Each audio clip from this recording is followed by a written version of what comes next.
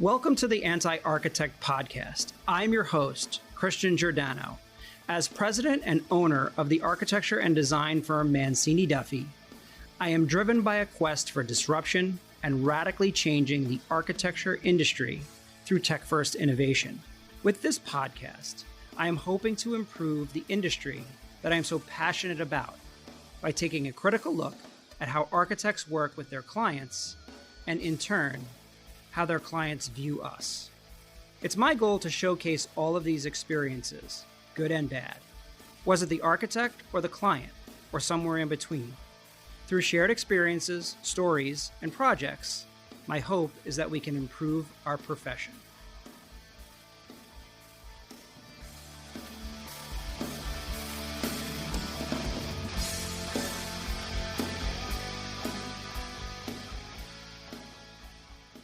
So this episode is a bit different for me here at The Anti-Architect. Normally, we are taking a critical look at how architects work with their clients, and in turn, how our clients view us.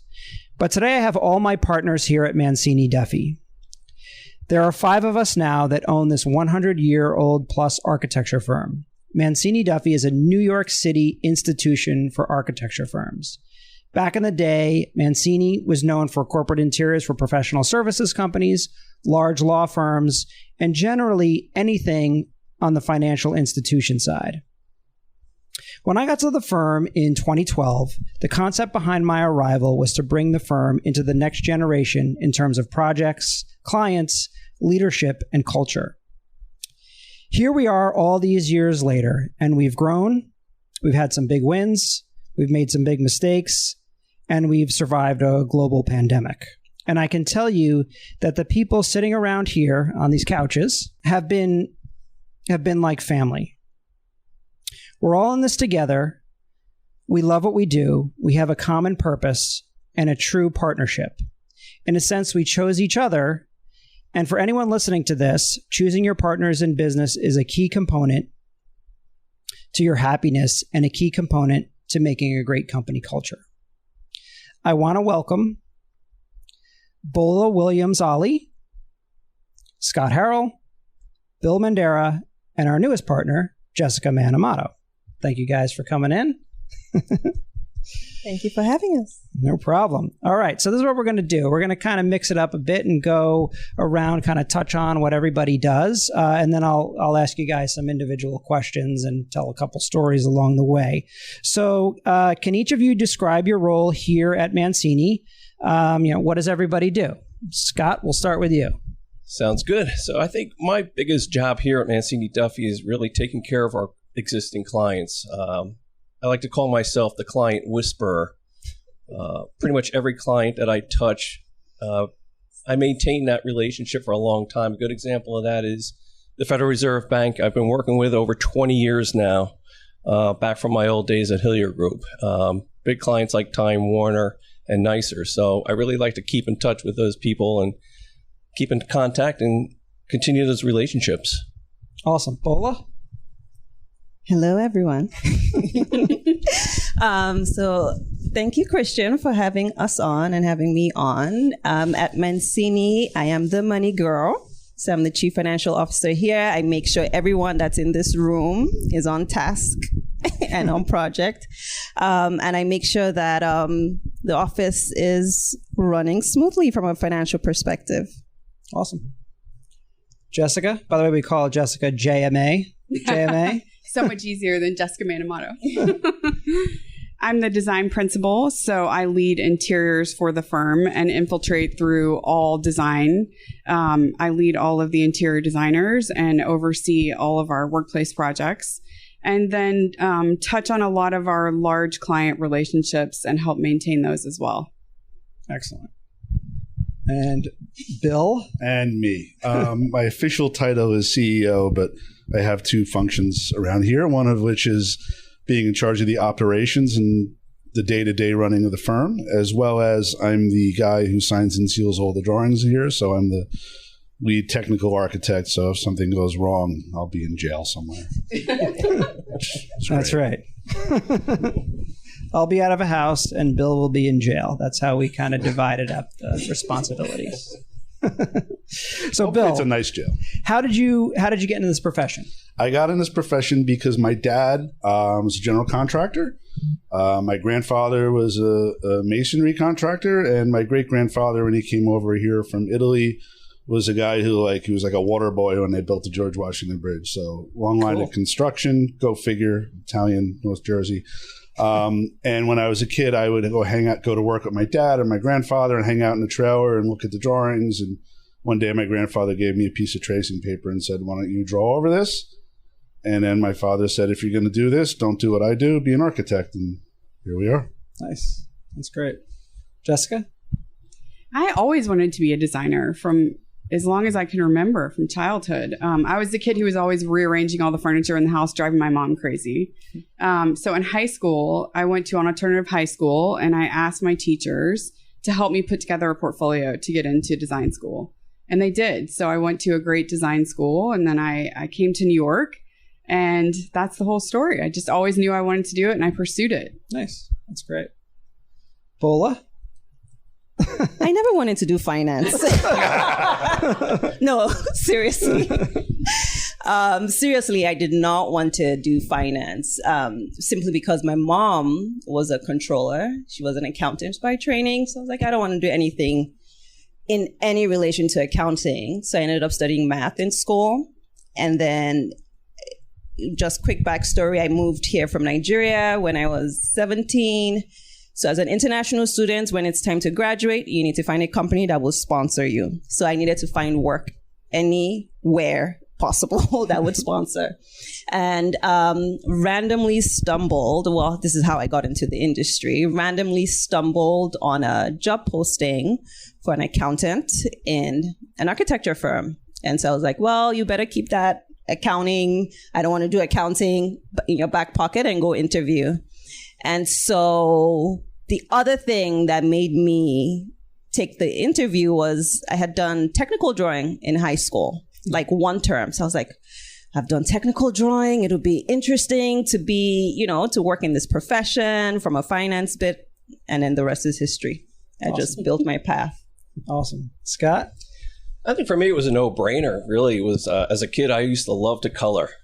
And, I colored all the time. I was always drawing stuff, right? And so when I got to high school, I took a drafting class. And as soon as I took that class, I knew right away, this is what I want to do. I love to draw.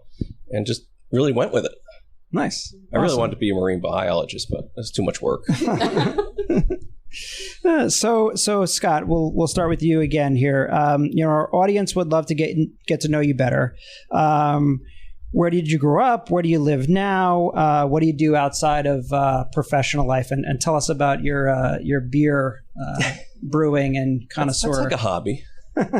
But yeah, so I grew up in Central Jersey in Bridgewater as a kid, but spent most of my time down at the shore. My grandparents owned a house in Seaside Park. So I would go down there a lot in the summers. Pretty much every summer I lived there, worked on the boardwalk, did all kinds of fun stuff, and surf shop. So it was a lot of fun. But now I live in pretty much, I guess you call it Central Jersey. Some people call it the Jersey Shore. I don't know if you consider Matawan, Aberdeen the Jersey Shore or not. I don't think there's a such thing as Central Jersey. So I live there now. But yeah, when I'm not at work, I really like to play golf, and I have beer hobbies. I like to go out and taste different beers and visit different breweries and experiment with trying different brews and making my own brews. That might be my next life. Don't forget the jam. What's that? Don't forget the jam. And the jam. Yeah, the jam you like to make. Oh yeah, that's so good. Yes. Yeah, that's a little fall hobby. I like to make jam with the stuff I grow in my garden. Yeah. And you've been at Mancini a long time. Where did you work beforehand? I worked before at Hillier Group for almost 15 years there. Okay. Yeah, and that's why I said when I left Hillier Group and came to Mancini Duffy, I pretty much took a few of those clients over here and continued to work with them. Nice. That's great. Bola, tell us a little bit about your growing up and where you worked before. He's touched on that a little bit, but yeah. So as I said earlier, I grew up in Nigeria. Moved to the States at 17 to come to college. So I went to Hunter College in the city. Prior to that, though, I had visited New York several times with my mom just to get, for summer holidays. And so she was really determined. So my mom was a single parent. I'm her only child. And so she was determined to give me the best that she could. So she knew she wanted me to study here. It's also because she went to Rutgers. So just, better opportunity for her daughter. She was going to make it happen. So I moved here in 2002. Graduated, like I said, graduated Hunter 2007. I think I graduated like May 30th. And then June 1st, I started working at HLW, which is where I know Christian from. Christian was the director of architecture. I think when I was like a, small time accountant, nobody then.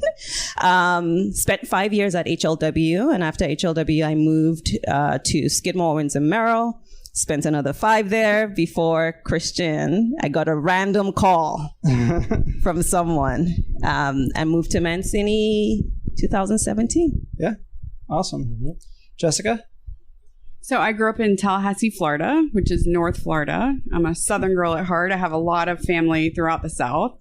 And I love that about myself. I feel like it gives me that Southern charm. I think that clients react well to. I moved to New York, as I said, 20 years ago. I live in Westchester. I married a Long Island boy. So everyone makes fun of us for moving to Westchester after he grew up on Long Island. But we love Westchester because we love to hike and kayak. We have an amazing Hudson River view at our house. So it's perfect for us.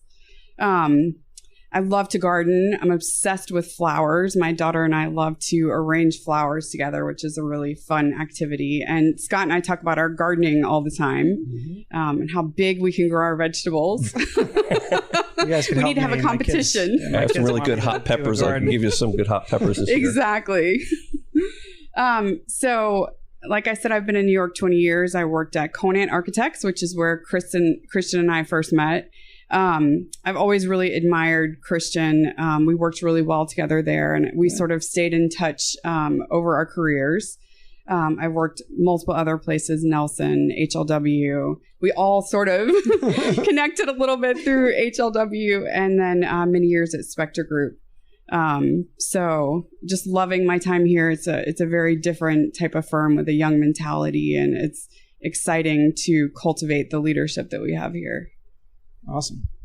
And with Bill, we know we're going to get all sorts of things about North Jersey and Paramus. So, Bill, tell us about. You kind of stole my thunder there, bud. Yes, I grew up about 20 miles from here in Paramus, New Jersey. I currently live about 200 yards from where I grew up, also in Paramus, New Jersey, which was when we had our second kid. We moved back there, and basically it was kind of like Everyone Loves Raymond for a while there, but it's great. It's happy to live there. Career wise, this is really technically only my second job since I graduated college. I worked at a small firm in New Jersey for about 11 years. Then I worked at a firm called TSC that used to occupy this space over here, and literally like me and the workstations are all that's left of it. I'm thinking about entering Survivor, but I don't like bugs, nor do I like not showering. Personally, like I said, with my wife and my 2 kids, I love spending as much time with them as possible. I don't garden. I can't even, literally, I plant grass and it dies. It's not good, which is why I put as much concrete in my yard as possible. But otherwise, if I'm not doing this, I'm usually involved in music somehow or another. I spent a lot of time in my life in various cover bands. Now I'm actually in the process of recording a whole bunch of songs that I wrote over the spring and the summer with my son, which is really cool. I built a little home studio area in my office, which is fun. So that's what I do when I'm cool. And just so everyone knows, Bill wrote the theme song for the Anti-Architect podcast that you heard in the beginning of this show. So, was I supposed to say my hobbies? Yeah, tell us your hobby list is going to be way too long. That or I just went rogue. No, I'm just going to say my one hobby I love. We'll leave everything else. Hobby. My favorite hobby is DIY themed parties. I love to come up with fun stuff. I just recently did a James Bond theme for my 7-year-old daughter who turned 7 on the 7th. So it was perfect. Nice. Your So party's glad. Turning awesome. 50 next year, Bola. Don't worry, I'm going to think about it. The only caveat is I've told Lisa I want to have Mini Kiss playing at my birthday party. But other than that, Okay. You have to have Bola playing your party. No, just come up with a theme. Then somebody else can plan. So the way I met all of you guys is I'll just kind of tell everybody is just kind of, again, going around the horn. Scott, I met, I think when they had already hired me here at Mancini, and we had this sort of fake interview process where I came and you guys all interviewed me. And I think Scott was the only one that I could relate to because, well, let's just say we were similar in age at that point, and Scott was quite normal, and so we hit it off right from the beginning. Warm and inviting. That's right. And then Jessica, as she said, I've probably known Jessica the longest here. Now that I think about it, we met at Conant Architects. I had left Swanky, Hayden Connell, and I had done a very brief stint at Conant, and that's where we met. And, from there, I went to HLW. I was originally going to go out on my own right after Conant, and then ended up at HLW for, 12 plus years after that. But that's how we met. And then, as Bola said, I met Bola at HLW, and, the accounting department, pretty much nobody left the back area. You had to go through this weird route to get there. You actually had to go past like a junkyard almost, and then into another building, and then into the where the accounting department is. And nobody left that accounting department. Except me. And then when I would go there, nobody spoke except for Bola. And so she and I would just chat every now and then. And so we just kind of became friendly at that point. And then years and years went by, and I randomly called and said, "Hey, you want to come here and be the CFO?" So, and then as Bill crazy. said, Bill came with the furniture here at probably at the worst looking Mancini. piece of furniture. But Bill and I think the first day we met, we were going to a social event, and I got into Bill's car, and he had Howard Stern playing. And he quickly, as any good Howard Stern fan went to turn it off, because you never know kind of what, if you have a guest in the car, what might be coming out of Howard's mouth. And I said, no, Bill, it's okay. I listen to Howard every day. And so from that point on, we were cool. True story. So for Bill and Scott, do you remember the day when I told you I had a plan to buy out Tony Sharippa and Dina Frank? And just for context, Tony Sharippa and Dina Frank owned Mancini Duffy. They had actually purchased the firm from the original founder, Ralph Mancini. And so we had, kind of devised a scheme as to how we were going to buy it from the previous generation. And do you guys remember that day and kind of how that all came to be? Absolutely. Sure do. I mean, that day is a little tough because we had been talking about it for literally years prior of how to do it. But the day you actually did come up with the plan, basically my reaction was kind of like, all right, I'm in. What's the plan? Right. And then, smartly came along with it. What compelled you to go along with this idea? Yeah, I think it was a great idea because, we needed some new blood in the office. Some young bloods. And I thought it was a great idea. My reaction was how much it's going to cost us. And like most things in my life, I worried about that later. I just said, let's do it and I'll figure that out. I had always, like you, Christian, there had been two particular points in my life when I had decided I couldn't deal with working for anybody else anymore because I can be a little bit surly sometimes towards authority. And unfortunately, neither one of those times it really quite worked out. The first time I just bought a house and had another kid and really wasn't in the cards. And the second time, the financial world was melting down. So neither time was the opportunity. So this time when the opportunity presented itself, I was pretty psyched to do it.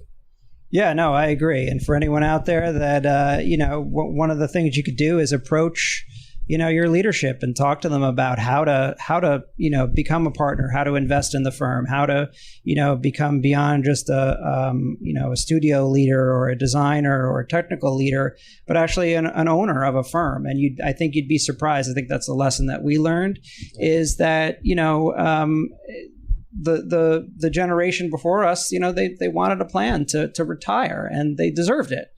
Tony and Dina are wonderful people, and they deserve time, to now be with their families and enjoy the rest of their life. And, in a sense, they gave us the gift of allowing us to buy it.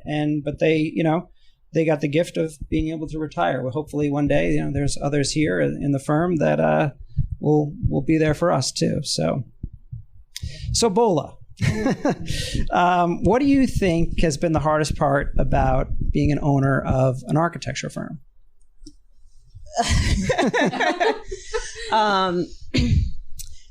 I think not just being an owner, but being a leader is, the shift in the mentality that, you are now responsible for a full floor of people, 70 plus people and their families. And you're no longer just on the other side where you're just expecting a paycheck, but you're actually, planning for the direction of where we want to take the firm. So I really see it as our own startup phase in a 100-plus-year-old firm. Luckily, we have, the name and legacy that they've given us, but I really feel like we're in our own legacy building years. And what do we want to be known for? So one for me is we have people we're responsible for. And that pressure, good or bad, is, it is what it is. You have to do your best to make sure that their paycheck comes in no matter what. But two, what do we really want to be known for in the industry? How do we want to be seen? What do we want to be remembered for? How do we stand our own with the big guys? We're big too, So I think for me, those have been the two things that have been on the top of my mind in the last year that I've been an owner, but more so, leading people through. Yeah. And do you remember when I called you and asked if you would be interested in leaving Skidmore, Owings and Merrill? Yes, I remember. I was in the print room. It was really random because for folks who have worked at Skidmore, it's very quiet. And so I got a call, so I had to run to hide to take this call. But yes, I remember that day. And I will say that my career journey or my career story will never be complete without you being in that picture. Because I did not see myself being where I am today, at least not now. I don't even think I saw myself being a CFO because, then again, my path had been very linear. I was junior project accountant, then project accountant, then at SOM, I was senior project accountant. So technically the next step would have been an assistant controller. If I went to controller, that's double promotion. But I remember that day very clearly. I had a lot of questions, doubts. I also was just a new mom. I had 2 kids under 2. I was in school. There was a lot going on, and I couldn't clearly see why you were convinced that I should be the one to come here. But I remember we went and we had lunch. It was really nice. And all the questions that I had, you pretty much answered. I think the very first question I'd asked Christian was about family. And I was like, listen, I have these 2 kids under 2. The kids at school, they don't know me. What is your policy? I was not going to come here if you told me that I had to be here at 8:30 in the morning and leave at, I don't know, whatever time. So all fears, questions I had, you dispelled. And I talked to my husband after. We're like, let's do it. That's great. I love it. It's true. I mean, one of the things here at Mancini, I'm in the same boat. My wife works and we have 2 kids, and that's always been my thing here, right? Is that, and Jessica's got kids. We all have kids. Scott's kids, somehow Scott's kids are older. Scott looks younger than all of us, but yet his kids are older than ours. I wish I had flex time when I had little kids. That's right. Yeah. But the idea here at the firm was, the more families, the more working mothers, the more we could accommodate that kind of thing. We never cared here about punching in and punching out. If you got your work done, if you get your work done, I don't care if you do it at midnight, right? It doesn't really matter to us. And I think that's even shown, especially during COVID. Our flexibility, we haven't skipped a beat during COVID because we were flexible from the beginning. So, hey, okay, you're going to work from home. Not a big deal. You were already probably working from home in some capacity along the way. So, and then for those of you that don't know Bola is a power woman, but I would say that Power Woman doesn't quite even do her justice, and I think she doesn't even care about being a power woman. She just is who she is, which is amazing.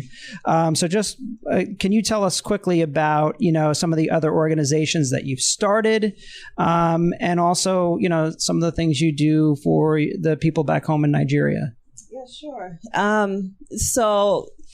I'm passionate about a lot of things. I think I consider myself, I call myself a serial solution seeker, right? So I'm always thinking about what problem exists and what solution can I provide in whatever capacity that I can. How can I solve a problem? And so through my career journey, different points have come up that have allowed me, either start an organization or express myself or solve the problems that I'm trying to. So I'm passionate about community. And so when I became, CFO and part owner at Mancini, I started really thinking about, holding space for women within the industry, especially those of us that are in, the supporting / critical roles where we don't necessarily find a fit in the organizations that currently exist. And so with that thought in mind, I created She Builds Waves, which is, sort of like a cross-disciplinary collective of women within the industry to be able to come together to have conversations that we all face and challenge through our career journeys, right? So if you're in accounting and you've been in the industry 20 years, how do you find your place? Where do you feel like you belong? Who is invested in your growth? Who is invested in your journey? Or are you just the accountants in the back, right? Or a marketer, or a designer on the floor, right? If we're all having conversations and speaking, then we can help solve the pain points that we each face and just show up better at our jobs, right? We all can do our jobs really well, but it's everything else that affects how we really show up. So that's She Builds Waves. And that went really well pre-COVID because we had, in-person meetings where we would have these conversations. It has transitioned online to growth workshops that we host. So that's going well. I'm also very passionate about education and children in Nigeria. So I have She Builds Lives, which, is a nonprofit that helps provide educational materials / building a school, building schools for children in low-income communities out there. And recently, I started She Builds Money. So it's a whole movement. Sounds like a series. It's a series. It's who knows what the next She Builds will be. And the build is a play on the built industry. She Builds Money is a finance, keep it so simple, finance solutions company that provides resources / tools / services to small design firms. Awesome. That's great. I told you. Power woman. Out of control. Superhero. So, Bill. Yes, sir. You and I at first glance are probably very unlikely to be a perfect match as partners, especially in a corporate architecture firm. Our personalities are certainly very different. But I think when people get to know us, they realize how similar you and I think. And I remember the first time that we met, and I could only imagine you thinking, like, oh God, who is this stuffy guy that wears, pocket squares that match his socks? Always. You always did. Yeah, I stopped the pocket square thing. I don't know. COVID kind of killed my formal dress. But tell everyone about the early days of us in this firm and why you think you and I have such a special relationship, frankly. Agreed. So yeah, it's funny. I knew I didn't meet you, but I knew you were coming here because we kind of had this, like, when Ted Hammer was here, we had this kind of oddly organized studio that I was kind of the de facto leader of. And there was a guy that worked here that worked with you, and he didn't really care for you that much. And he kept telling me, this guy Christian's coming. He's the worst. And he would say all these things. And it's like, man, this guy's going to suck. And then if you remember, we actually had some mutual friends. We went out one night, and we were both out at the same dinner and drinks and everything. And we met, and I was like, "Are you sure you're Christian? Because like you don't seem like the guy I was told about." And we had a lot of fun. We hit it off. And I remember coming back. This is before you started. I came back and I talked to a few people, and I'm like, I don't know what like you all were talking about. Like he's a cool guy. And it was, and from there on in, obviously we hit it off pretty quickly. And yeah, I mean, I think that we are outwardly quite different. I mean, just even physically. But I think that you're right. We do look at things quite similarly, and I think that was apparent very early on when you first started. I think that again, generally, I start off with I start off from a negative standpoint a lot of times when I meet people, but definitely not the case with you. I think we hit it off quickly, and it was even a silly thing like listening to Howard Stern, but I think we do actually share a lot of the same views on things, which is interesting. And yeah, it's true.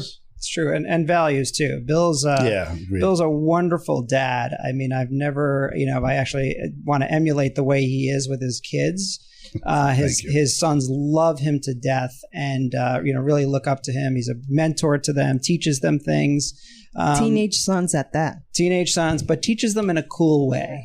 Does it with like a realistic, not an idealistic way, but a realistic way. So it's pretty special. So thank you. You're welcome. Scott. Yes. You've been at the firm the longest. You know more history than really anyone else here, with the exception of one guy that works in our marketing department. How would you describe the differences between the firm, say, 15 years ago and today? And if you don't mind, also tell us a little bit about Ralph Mancini. Sure. 15 years ago. Seems like so long ago. I was hired by Dina and Tony. I always remember the first week was interesting there because they brought me in to work on the Time Warner account. So Tony gives me a folder.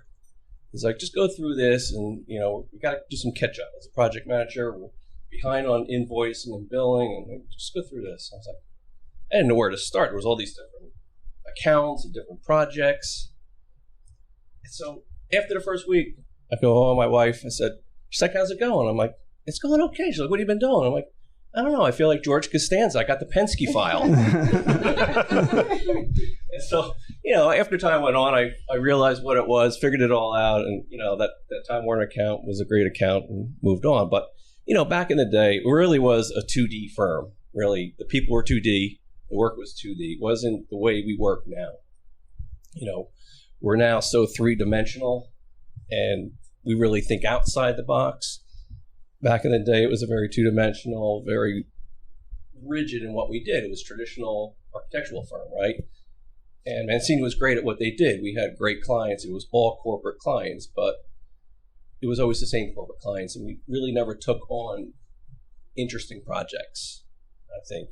Whereas now, with Christian being here, I think it's evolved so much more. It's 360. We're always thinking about the next thing. Christian wants to build a house in Mars, or it's always something grand, right? And I think that's what makes us great now, is about the different things that we do compared to the way it used to be. That's what I like. Yeah, I agree. Thank God we diversified, or I don't think we would have survived a pandemic. So. For sure. And then Ralph, tell us about your experience with Ralph. Yeah, actually, Ralph and I were very close. We both shared a mutual interest in New York Mets. So every time Ralph came in, his first thing was to stop at my desk and he gave, Scotty, what'd you think of that game last night? That pitcher really sucked. I said, yeah, tell me about it. What else is new? But Ralph was great. He was very well respected. I really miss working with Ralph these days. I think he really brought a lot to the firm, the way he did things, and he was very well respected and listened to, and everybody out there. Tell us about the bat. Yeah, so it's a true story. Ralph was very well respected in all all realms. I think most of the contractors were very afraid of Ralph because he would show up at a construction meeting with a baseball bat. And he would do a walkthrough. He'd walk through the space to see if everything was being built the way it was supposed to be built. And I actually remember one time, I think it was for KPMG, something was wrong, and he took the baseball bat and slammed it through the drywall.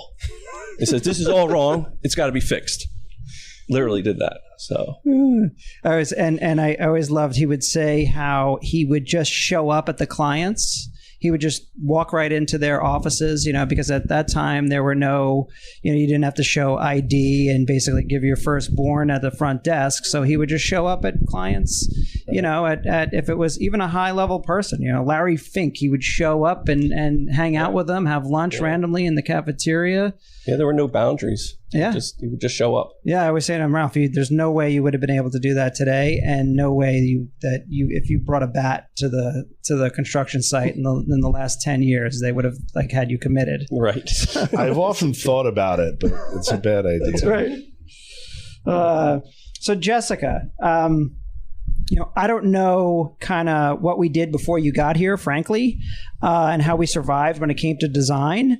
We had New Jersey covered with Dana Jenkins, but in New York City, we were just winging it. I mean, let's be honest. We had some talented people here, but no one that ever could kind of pull it together. So, my question is really, what makes working here different from your previous firm or firms? And as the design leader, of the firm, what made you want to become a partner here? Well, first, you give me way too much credit, but thank you. I really liked the idea of the young leadership, that we're all extremely invested and that we all can depend on each other. We take care of our own realm of the company, but that we're so hardworking and invested in that the young leadership is dynamically involved with the whole firm. I think in a lot of other places that I've worked, leadership was sort of its own entity, off in a corner, and did not really work closely with people throughout the company. And on top of that, there was not much transparency about the firm, about the goals, about the strategy, about the financials. So I really liked this idea of leadership being involved and invested in growing the firm into the future, and also that there's such a sense of transparency here, and that it's a place where people can grow and develop and turn their careers into really what they want to make of their careers. So that's what enticed me to buy into the firm and become part of leadership also.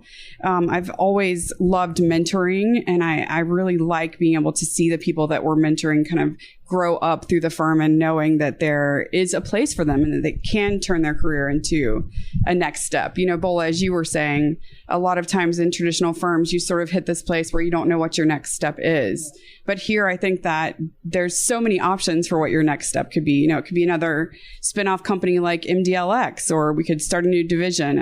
And I just love that idea. Yeah, I agree. That's the concept, right? Is that, we love sharing. A lot of people have said we share too much, as a matter of fact, but it's never been that way for us. We share everything. This is what we have in our bank account. It's, it can scare people, but it can also give them a sense of true ownership and pride in what they're doing. And as you said, there's a clear path here, and the path, as it's almost undefined, because you can make it whatever you want, as opposed to many other architecture and design firms. Right.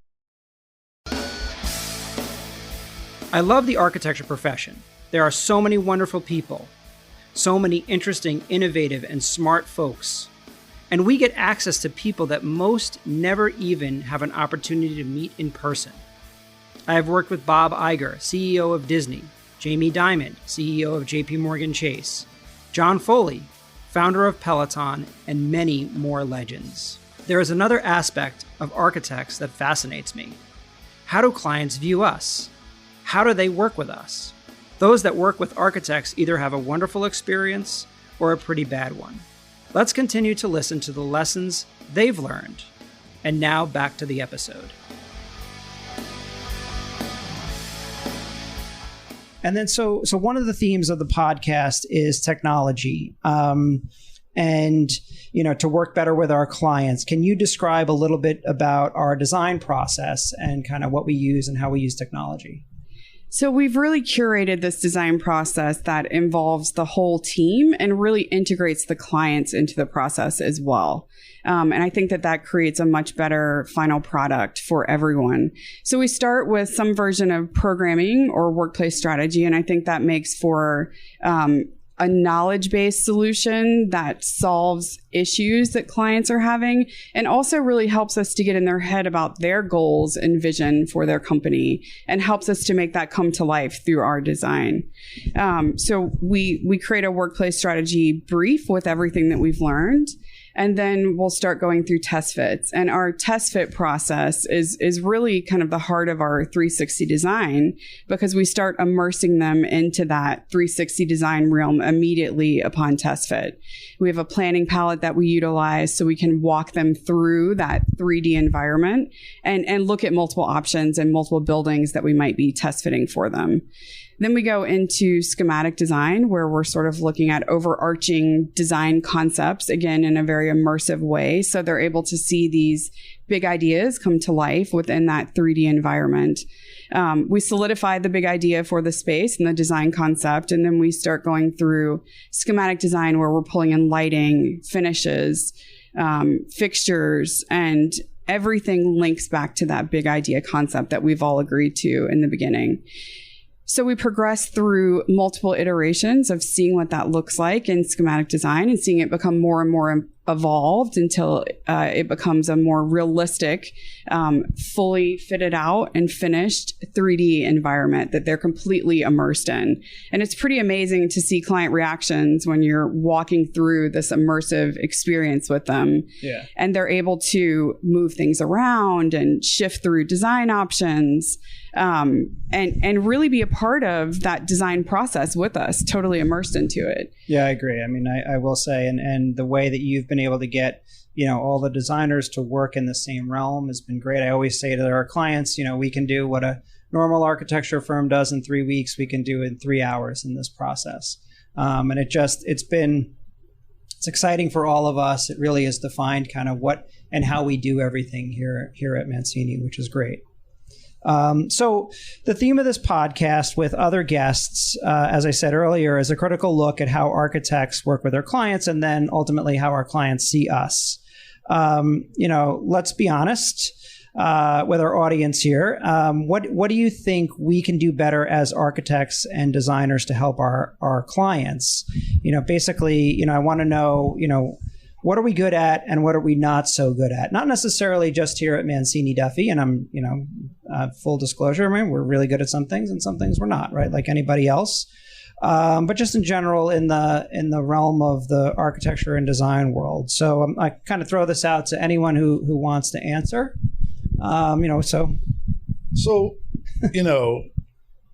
I think one of the things that, again, going back to kind of like why you and I got along, is that we're not typical architects. I think that a lot of architects they let themselves get in the way of a good project and and really seeing what the client wants, because there's a lot, let's be honest, there's a lot of egos in our industry.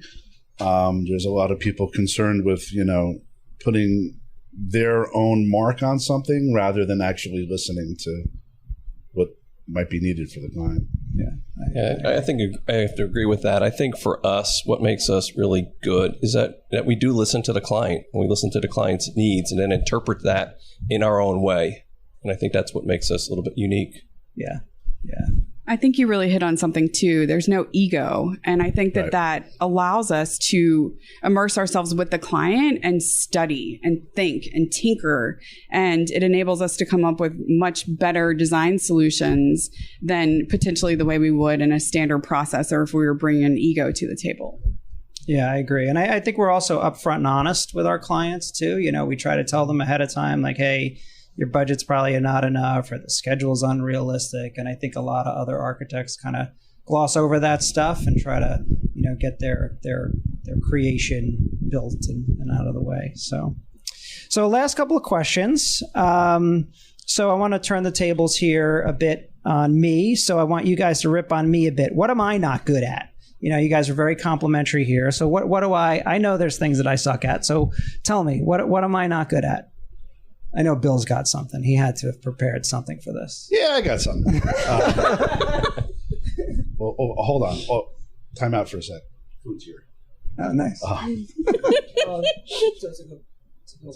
Yeah.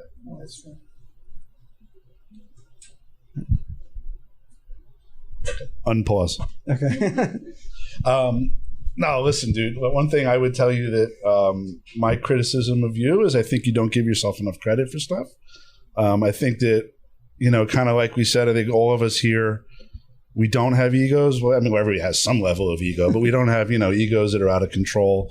And that's a good thing. I think that one thing I've noticed about you, you do doubt yourself a lot of times when I think it's not really necessary. I think you need to give yourself a little more credit. Oh, thanks. I didn't expect that. That was sweet. Come on, Bola. Christian is Santa Claus. He will. See, Bola, I had to leave this one for you because I knew you were going to say it. Christian will give. I mean, we are actually really similar in that sense. But just because I work so closely with our numbers, I have to reel you in. If not, Christian will give everybody the world, which is, I actually think that when it comes to like our employees, our company, like the things that we give, the benefits that we provide are incredible, which came from you guys first, at least before I got here. Came from the three of you, Bill, Scott, Christian. So I'm glad that we have that, but I like to reel you back in. Bola knows, I've said this before, I'd love to pay everyone a minimum of a $200,000 salary. Scratch that. I'm trying to figure out how we could make that work in a business model. Yes. It's true. I want to give everybody works so hard. I want to give them, what they deserve. I completely agree. You find that people stay, if you treat your employees well, you pay them well financially, as well as non-monetary benefits, you'll find good people that will stay. And so I'm happy to do what I can if people do their parts on the floor too. So work hard, I will make it happen. That's great. Yeah. And again, I think that's part of why we get along as well too, is because, I can be the Vic Vinegar to your Hugh Honey every so often. Yeah, it's true. Bill's really good at firing people, which is not an easy task. Trust me, it's painful. I was just going to say, Christian's not great at being bad cop. That's true. I think Christian never says no. That's right. However, I think that's part of what makes him so good at everything else, because he doesn't need to be that. And he's so great at being good cop. That's true. That's true. Good. I'll take that. I like it. All right. And then final question for everybody. What do you want to do when you retire from here? So I will go to Scott first. I'm going to work on making beer. Nice. Bola? I will be like Bill Gates or Warren, solving some world issue with all my millions and billions of dollars. Nice. All right. Sounds good to me. Jessica? I want to move to a farm and raise animals and get away from the hustle and bustle of the city and just have an amazing garden. Nice. That's awesome. And last, Bill? Spend as much time with my family, hopefully at my kick-ass beach house with like a really cool fishing boat. That's about it. Awesome. I'm not doing anything as nice as Bola with this. Sorry. Well, thank you guys so much for joining me here on the Anti-Architect podcast. This has been a lot of fun. I really enjoyed it. Let's do it again. And I love you guys so much. So thanks again. Love you too. Thank you. Thank you.